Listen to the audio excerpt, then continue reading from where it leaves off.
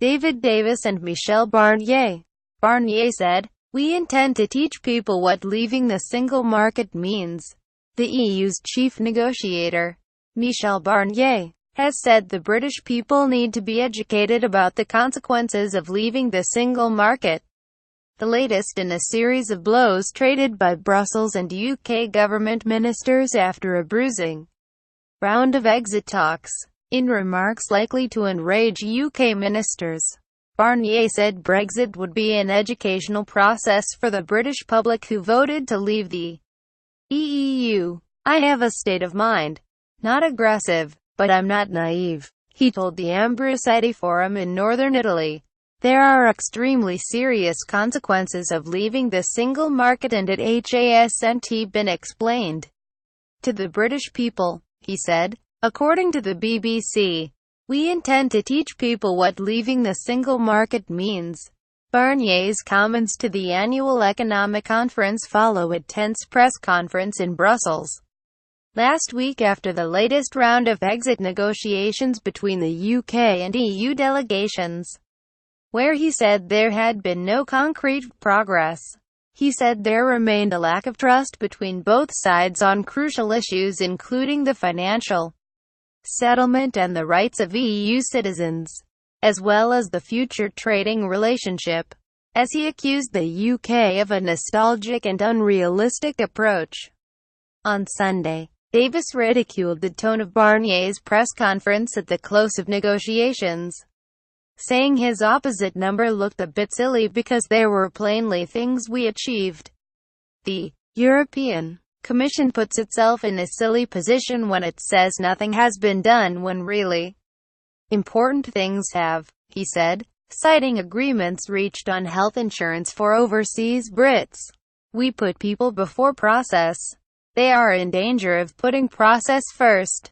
The Brexit secretary insisted there was no legal obligation for the UK to pay for EU projects after leaving the bloc, even those approved while the UK was a member, but conceded there were moral or political reasons to reach a financial settlement. Both Davis and Number 10 sources have denied reports that May is preparing to agree a bill of about 46 billion at current exchange rates, which the Sunday Times reported was to be announced after the Conservative Party conference. Davis said the story was nonsense, completely wrong, and that the UK position was not yet settled. "They have set this up because they are trying to play time against money," he told the BBC's Andrew Marsh, though he declined to repeat Liam Fox's description of the negotiations as blackmail. "Time is not running out. We have a 2-year process," he said. "Every time we come to something serious there will be a pressure exercise of this sort. Money is incredibly important. It is the thing that frightens them most."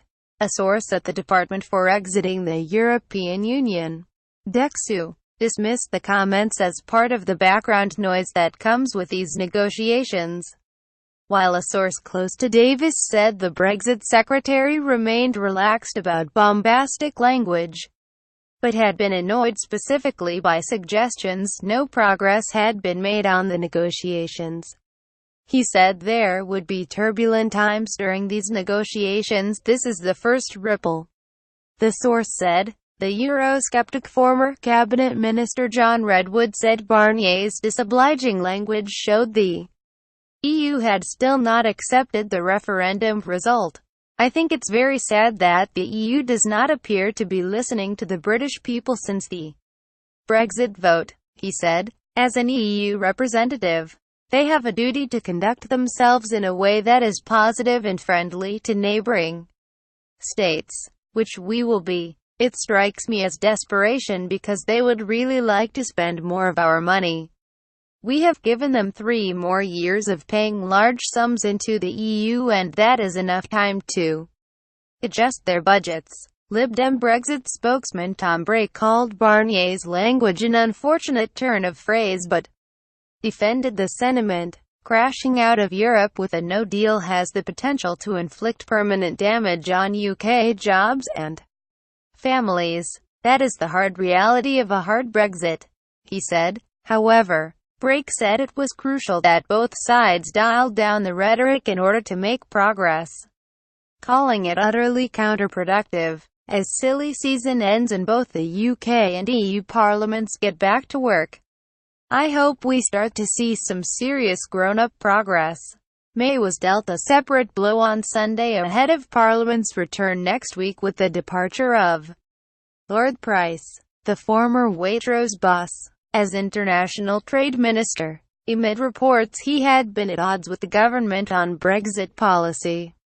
MP Greg Hands, who took on the peer's role as Trade Minister, twice refused to confirm whether Price had full confidence in the strategy when asked by the BBC's Pioneers Politics program. Price said he had resigned in order to pursue business and writing interests. Hands said the peer's position was always going to be a time-limited period. His time in government. It was very good of him to join us. Lord Adonis, the former Labour Minister and Government Infrastructure Advisor, said it was clear Price had found it impossible to justify or explain the government position from the dispatch box in the House of Lords. In a series of scathing tweets, Adonis said Price was a serious guy. Obviously he didn't agree with Brexit policy. Now no one to defend it in the House of Lords who is half competent. Ministers will face a testing week as Parliament returns on Tuesday, with whips braced for battles with newly emboldened Conservative rebels over the repeal bill. Both May and Davis warned MPs on Sunday they should not obstruct the bill's passage via amendments, or they will risk a victory for Labour leader Jeremy Corbyn. The European Union withdrawal bill is intended to transpose EU legislation into British law from the day the UK leaves the EU. But it is set to involve extensive use of so-called Henry VIII powers laws that allow ministers to change primary legislation using secondary legislation without parliamentary scrutiny. Critics say the bill will allow government ministers sweeping powers to change key areas of the law without parliamentary scrutiny, though Davis has insisted the powers will only be used for technical purposes. Davis said all MPs had an interest in the bill succeeding. Everything in terms of significant change will be done in separate primary legislation, from immigration bills to customs bills. Anybody, Remainer or Leaver, should support this bill, he said. This bill is there in order to enable continuity. If you want a soft Brexit, this is the bill you should be supporting. It takes the laws there now and puts them in place the say after we leave. It's not a question of national politics.